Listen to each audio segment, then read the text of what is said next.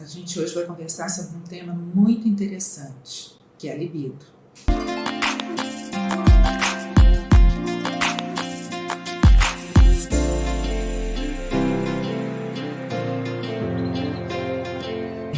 Eu fiquei muito impressionada ao ler um trabalho de um grupo de sexualidade da USP, o Prosex, falando que 67% das mulheres enfrentam no decorrer da vida uma baixa muito grande do desejo sexual. Então, nós da Tríade queremos contribuir para que vocês estejam no lado bom da estatística, ok?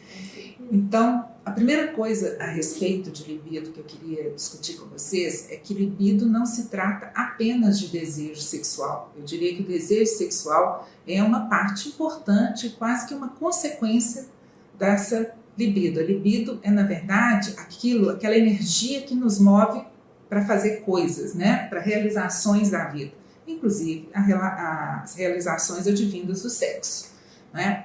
E eu fico pensando que provavelmente essas mulheres que estão enfrentando uma baixa de desejo estão tendo seu desejo sequestrado pelas demandas da nossa vida atual, né? Nós vivemos num mundo onde a performance, a produtividade é muito cobrada. Então, muito provavelmente, aquelas mulheres que estão com baixa de desejo devem começar se perguntando qual área da sua vida provavelmente que está retirando essa energia a ponto de você começar a não mais se interessar pelo sexo como seria desejado e esperado, né? Então, vamos começar daí.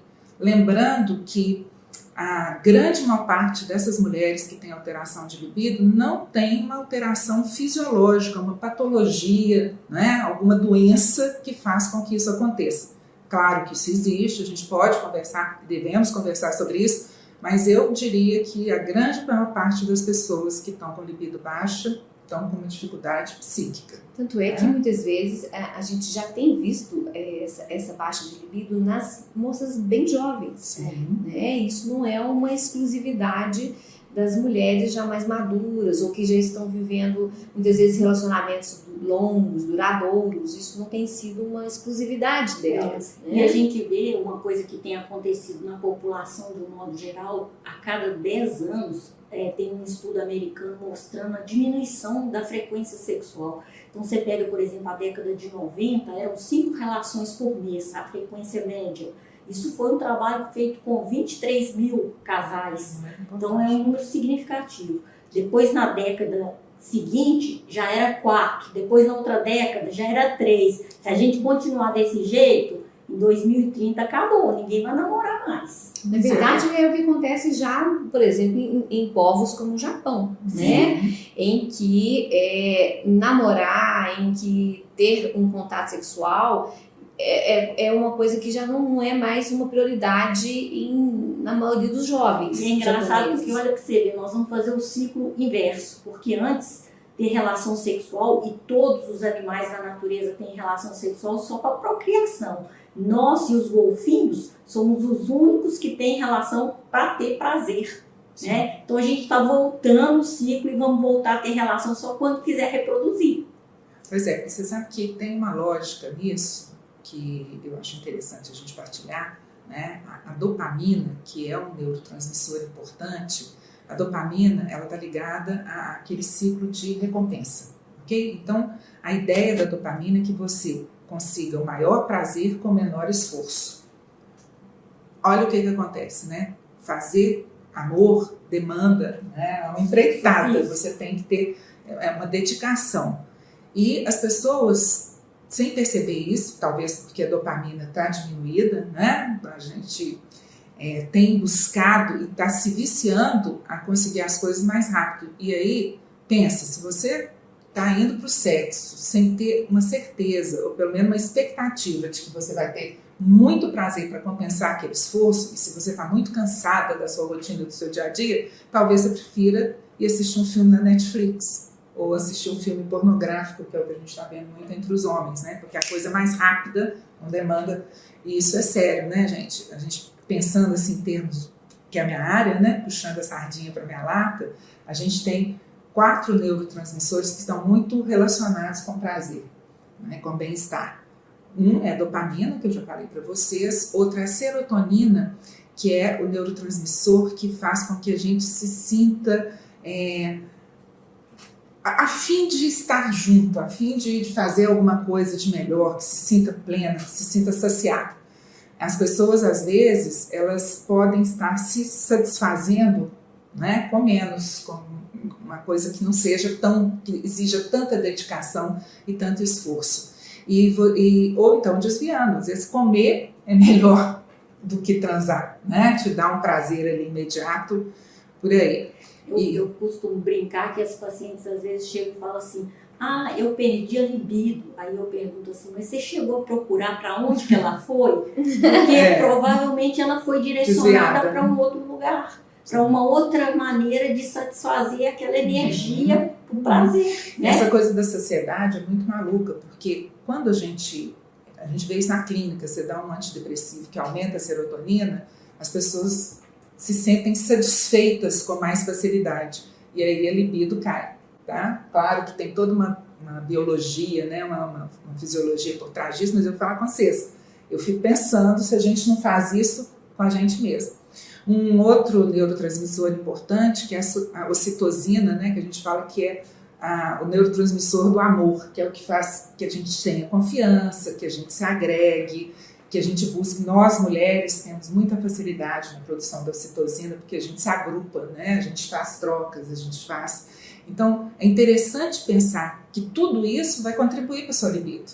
Embora não seja, né, uma ação direta, mas o buscar estar com pessoas e fazer coisas que te fazem bem, que te despertem, né, essa sensação de bem-estar, te ajuda. E é complicado hoje em dia, porque as pessoas elas têm buscado muito, isso é uma coisa também que vai minando essa libido, o prazer no smartphone, o prazer, né, muitas vezes nas redes sociais, né? E quer dizer, elas se afastam das pessoas, como você acabou de falar. Elas acabam não estando perto, elas não têm pessoas por perto. Né? São, na verdade, um mundo virtual. E quando está por perto, não consegue criar estabelecer uma intimidade. Esse vínculo, né? Você tem o vínculo da mil amigos, né? lá, né? Mas você não conhece, você não tem intimidade com nenhum. Ou então você sai para um restaurante com seu parceiro, com seu companheiro, mas está cada um no smartphone. Quer dizer, na verdade, como é que você vai dar vazão a essa libido? Pois é, e a Kátia falou da ocitocina, falou da dopamina, tem também os hormônios que a gente hoje em dia vê muita gente querendo usar, né? Testosterona, o próprio estrogênio, que são realmente hormônios que têm a ver com essa questão da sexualidade e que testosterona realmente aumenta a libido na mulher quando ela é usada. Agora, a gente tem que ver porque essa parte que é testosterona, que é ocitocina, que é dopamina, quer dizer que a parte orgânica da coisa, ela tem um percentual em torno de 30% a 40% no total da libido. Então, se a mulher está com a libido baixa, muito mais provável de ter algum assunto relacionado com o lado emocional, com o relacionamento, a gente fala do psicossocial, do que com questão hormonal. E as pessoas geralmente levam para a questão hormonal, ou então está fazendo reposição hormonal, está usando anticoncepcional, está usando antidepressivo, e aí resolve achar que a culpa é tudo daquilo. E na verdade não é. Você pega, por exemplo, uma pessoa que está usando uma pílula anticoncepcional, diminui a testosterona, diminui. Por quê? Porque diminui fisiologicamente. Aí, mas aquela pessoa que está usando, ela está tão mais segura de que ela não vai engravidar, ela fica tão mais tranquila, que ela vai ficar muito mais disposta para ter relação sexual. O antidepressivo é a mesma coisa. Diminui a libido? Diminui. Mas quem está com depressão vai querer ter um relacionamento sexual? Não. Lembrando que a ansiedade e a depressão são as maiores causas de disfunção sexual. Sim, né? Então, sim. O antidepressivo, apesar de realmente ter um efeito colateral possível, se ele melhora a sua disposição, se ele melhora o teu humor, né? Se ele diminui sua ansiedade, a chance de você se sentir melhor sexualmente é muito maior. Né? E você pega, por exemplo, uma mulher de 25 anos que está usando uma pílula anticoncepcional e que ela está com um namorado novo, você vai achar que ela está com a libido baixa? Não tá, né, gente? Mas isso é independente, mesmo mulheres mais maduras, né? Eu sempre brinco com elas, falo assim, olha, começou um outro relacionamento, sua libido tá baixa, então você estava buscando tantas outras soluções mágicas, mas na verdade mudou o parceiro, a libido melhorou. Quer dizer que o problema, tá vendo? Não eram os seus hormônios, né? Não era essa parte da autoconfiança, né, na verdade, do reinício, isso atiçou a sua libido de uma maneira que nenhum medicamento conseguiria. Por isso que quando a gente pensa, né, em como melhorar a libido, acho que a gente tem que pensar um pouquinho nas que estão solteiras e nas que estão casadas, porque a libido, a melhora da libido em quem está solteiro é muito relacionada à conquista, né? Você encontrar ou se disponibilizar mais para esse novo envolvimento. Para as casadas é manter acesa a chama, que é um desafio grande, né? A fase da conquista já passou. Claro que se você não melhorar a qualidade do tempo juntos, né? Se você não melhorar trazer esse companheiro e trazer você mesma para o ringue, vai ficando complicado. E tem uma coisa que eu acho que a gente tem que se perguntar, que é o seguinte: você está sem libido para tudo na vida? Você está sem desejo, sem entusiasmo para tudo na vida? Você está sem desejo com você mesmo? Por exemplo, você se masturba, você se olha com desejo, você se percebe sem desejo só com aquele parceiro? Você olha para outros homens na rua? Então, esse questionamento ele é importante porque ele faz com que você identifique a raiz do problema. Porque às vezes você está sem desejo por nada, você está cansada, fadigada, estressada, deprimida, cheia de trabalho, cheia de preocupação, cheia de atividades. Até você está no elevador com o Brad Pitt, né? E ele olhar para você, né? Se você se sentir mobilizada, não tem problema nenhum com a sua libido. Às vezes o seu relacionamento é que está extremamente desgastado, ou a sua qualidade de vida está muito comprometida, ou você está enfrentando um problema no trabalho, né, ou no próprio relacionamento interpessoal, familiar, e isso faz com que você se esvazie, né? A energia vital, eu gosto de pensar muito na libido como energia vital. Se ela está baixa, ela vai estar baixa para tudo. E eu falo que a libido ela é como se fosse uma planta. Você tem que alimentá-la. Não adianta você ter um belo vaso na sua casa, mas você não vai aguando, você não vai cuidando, você não vai adubando aquilo no dia a dia. Então eu vejo muito isso, que os casais eles vão, na verdade, perdendo essa questão da conquista, né? E aí a libido realmente ela vai diminuindo, a rotina pode ser matadora para a libido, né? Outra coisa que eu acho que a pessoa também tem que começar, quando eu falo dessa questão de você ver se você está sem libido com você, é prestar mais atenção no seu corpo, né, gente? Você está satisfeita com o seu corpo? Você está com o peso adequado? Se não está com o peso adequado, você está se esforçando para melhorar, né? Você está se cuidando, colocando uma lingerie diferente, comprando uma camisola diferente, você está se estimulando sozinha, né? Você está tendo esse cuidado com você. Existe alguma coisa, às vezes, no seu corpo que você não gosta? Por exemplo, uma mama volumosa que você fique com vergonha, ou você acha que o pequeno lábio está muito grande, porque essas coisas afastam a mulher da relação sexual. Ela começa a se sentir com medo, com vergonha, não querendo se expor e acaba desistindo de ter um relacionamento a dois, né? Então, a gente vai resolver esse problema de baixa de libido, que na verdade é um problema físico, que você vai lá, faz uma cirurgia ou, né, faz alguma coisa que possa resolver esse problema e você volta a se sentir confortável. Começa a se exercitar para você aumentar sua endorfina, né? Isso te dá mais energia, mais força, mais vontade. Mais vontade, força, né? Sem atividade física, a pessoa não tem nem condição de entrar em certas posições. Depois de uma certa idade, então, né? Mais complicado. Te deixa mais limitada, né? Na verdade, a gente fala assim, por exemplo, a mulher vai 2 vezes por semana na academia. E pelo menos 1 vez por semana tem que ter relação sexual. E é uma atividade física. Se você tiver uma relação sexual assim, satisfatória, demorada e tal, 300 calorias vão embora. Então, quer dizer, isso 300 calorias. E a endorfina bate lá.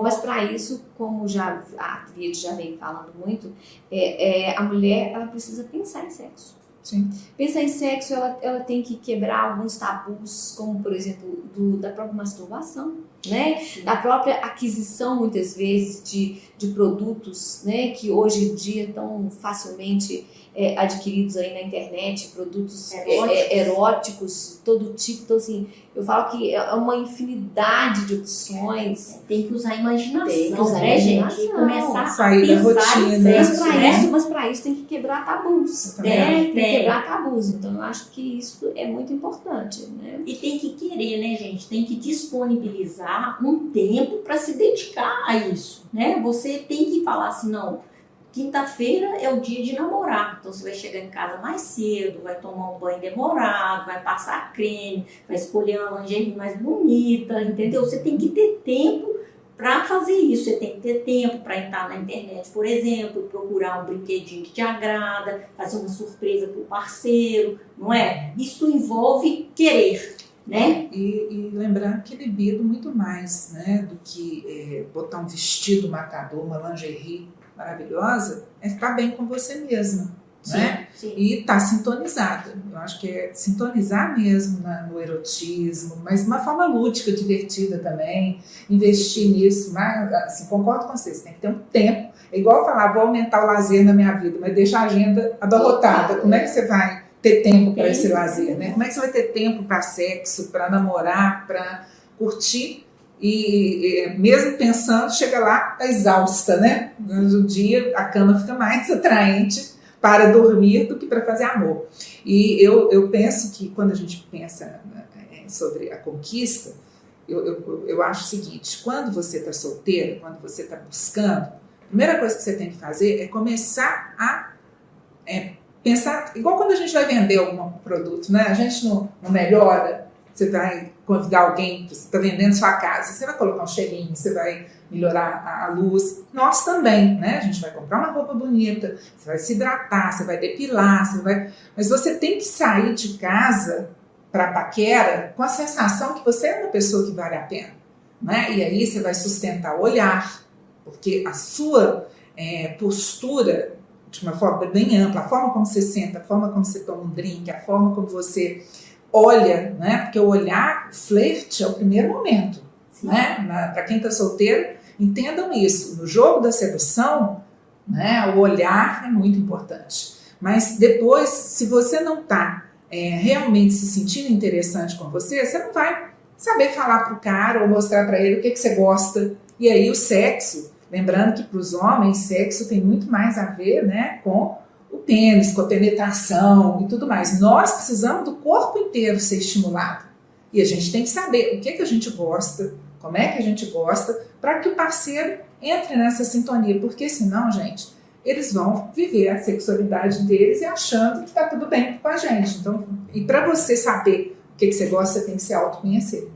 Então, gente, quando você vai ter um relacionamento com alguém, primeiramente você precisa saber o que te dá prazer, aonde você se sente mais estimulada, quais são as posições que você gosta mais, né? Essa questão da masturbação, ela é importante para esse autoconhecimento, para você ver as suas áreas mais erógenas, para você ter um conhecimento da própria vagina, né, gente? Tem gente que acha que aquilo ali é uma coisa que não pode pôr a mão, que está escondida, até pela maneira como a gente foi educado, né? Nesse ponto, o pompoarismo, por exemplo, é uma arte que ajuda muito, porque você aprende a dominar, a controlar a musculatura perineal, a controlar a musculatura que envolve a vagina, você consegue fazer movimentos com a sua vagina. Então, durante a relação sexual, você tendo esse conhecimento do seu corpo, você consegue usufruir muito mais do ato sexual e consegue também dar mais prazer para o parceiro.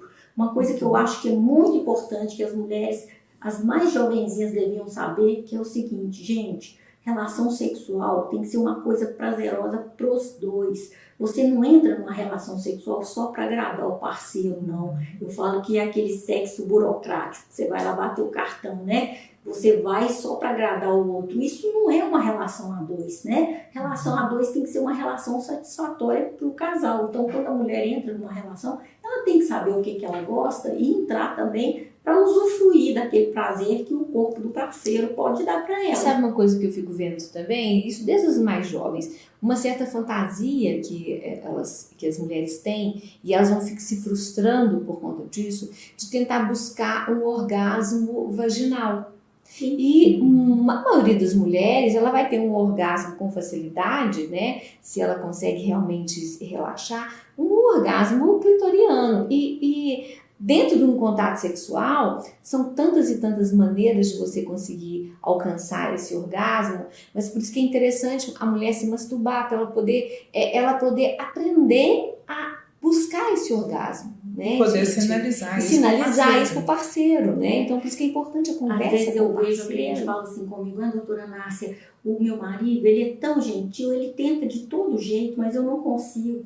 Entendeu? Não é o homem que vai te dar o parceiro, você que vai te te dar o prazer. orgasmo, vai te dar o prazer. Você vai usar o corpo dele para conseguir prazer, né? Então, ali naquele momento de intimidade, você é que vai conquistar esse prazer. Por exemplo, você está na relação sexual, você está com a cabeça em outra coisa, não adianta, ele não vai conseguir fazer você ter um orgasmo de jeito nenhum, pode fazer o que ele quiser. Né? Você está ali, está preocupada com o filho, está preocupada com conta para pagar, está preocupado que vai chegar alguém, está preocupado que o filho está ali no quarto do lado, vai escutar o barulho no quarto, entendeu? Coisas que mulheres preocupam, né? Então tem que ter uma privacidade, tem que ter um lugar adequado, tem que ter um tempo adequado. Por isso que muitas vezes é até interessante, às vezes, agora nesse momento é uma coisa complicada, mas a gente pode buscar isso às vezes, indo a um motel. Sim, procurar essa variação de ambiente, às vezes uma até pousada, um quarto diferente da sua casa, uma pousadinha ali perto, às vezes até um hotel na sua cidade mesmo, né? Ou às vezes até o escritório dele.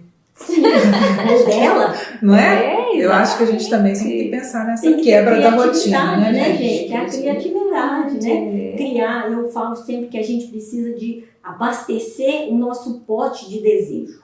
Vai colocando lá dentro coisas que te estimulam. Que coisas? Livros que você lê, que tem cenas que te agradam. Filmes que você vê, que tem uma parte que te emociona, tanto do ponto de vista do relacionamento sexual, quanto às vezes a afetividade que está envolvida com aquele casal, né? Esses brinquedinhos eróticos que a gente compra. Cada mulher sabe o que ela gosta. Às vezes um óleo para fazer massagem, uma vela que vai dar um cheirinho gostoso no ambiente. E, gente, enquanto você está preparando isso tudo, você já está estimulando o seu cérebro. Você está pensando em sexo. Está pensando em sexo. E aí já vai tudo favorecendo. E você está tendo aquele tempo, você está se organizando. Agora, tem que querer, né, gente? Não cai assim em cima da gente. Você tem que se organizar. E também tem que investir muitas vezes no relacionamento, né? Sim, porque muitas vezes o casal, ele não olha praticamente para a cara um do outro o dia inteiro. Sim. Não se cumprimenta com um beijo gostoso, não senta um ao lado do outro para assistir uma televisão de mãozinha dada, ou um relando no outro durante ali aquele momento que eles estão juntinhos assistindo uma televisão. Aí chega a noite, vira baixa aquele espírito erótico. Isso, o café da manhã é erótico, né? Sim. Dependendo de um beijinho gostoso, um selinho gostoso no café da manhã, já é o namoro. Já é o namoro, né? Já começa, aquilo ali já é um convite para a noite que está por vir. Promessa. É uma promessa, né? E até pode fazer a promessa mesmo, né, gente? Mandar uma mensagem pro marido, tô chegando, se prepare. Hoje à noite tem. Algumas coisas que vão fazer com que aquela pessoa também se sinta desejada, né, gente? Porque quando você é desejado, é uma coisa boa, todo mundo quer ser, né? E valorizar o marido, valorizar as coisas boas que ele tem. Às vezes as mulheres vão ficando nos casamentos mais na rotina, e aí às vezes eu falo assim, olha, lembra quando vocês começaram a namorar, o que te atraía, o que ele fazia que você gostava, né? E começar a resgatar essas coisas, né, gente? É namorar no sentido mais amplo da palavra, né? É por isso que eu sempre cito, né, quem me ouve sempre sabe, eu sempre cito uma entrevista muito interessante que eu vi com Tarcísio Meira, né? Aliás, Tarcísio Meira sempre lindo, e o repórter perguntava para ele como que ele estava casado há tantos anos, né, com Glória. E aí ele vira e fala assim, não, mas eu não estou casado há anos com Glória, porque ao longo desse tempo, nós já nos casamos várias vezes, né? Ou seja, ele quis dizer com isso que foi um casamento que eles estavam sempre se renovando, eles sempre se mantendo aceso. Então, muitas vezes eu falo com os pacientes, olha, você tem que pensar como você agia quando você estava namorando. Então, o tipo de programa, o tipo de roupa, né, o tipo de lingerie, né, o tipo de coisa que você queria fazer com aquele namorado. Então, se você estivesse hoje namorando de novo, como é que seria isso, né? Então, tentar pensar com um namoro que está começando. Então, aquele seu parceiro que tem 30 anos que está ao seu lado, ele pode sim ser o seu namorado. Ele pode sim. Se é um relacionamento que vale a pena, ele pode sim voltar a ser o seu namorado. Então, se você está namorando ele novamente, então você tem que também pensar nesse cuidado da conquista, como Kátia falou. Você vai se pavonear para esse namorado, né? Que é aquele seu companheiro de 30 anos. Mas você tem que... Então, a libido, gente, ela é construída. Ela é construída. E alimentada, né? E aí eu vou falar para vocês uma coisa que é o seguinte, a gente tem os pilares do tratamento de pessoas, mulheres e homens, né, com relação à diminuição da libido e que são baseados principalmente na primeira coisa que é o autoconhecimento de cada um dos dois, tá? Isso vale para homens e mulheres, tá? A segunda coisa é melhorar a intimidade do casal, que é isso, é o contato afetivo entre eles. Então, uma das coisas que a gente faz nessa parte de melhorar a intimidade do casal a gente brinca que é namorar pelado. Você pode fazer tudo, só não pode ter penetração vaginal. Para o casal criar intimidade, criar uma relação com o corpo como um todo. Buscar outros caminhos, né? Que eles normalmente não se tocar, se conhecer de uma maneira diferente daquele... sabe, tirar aquele foco da parte genital, né? A outra coisa que a gente orienta muito é esses jogos eróticos, né? Igual a gente está comentando, que é abastecer o nosso pote e vamos fazer coisas diferentes.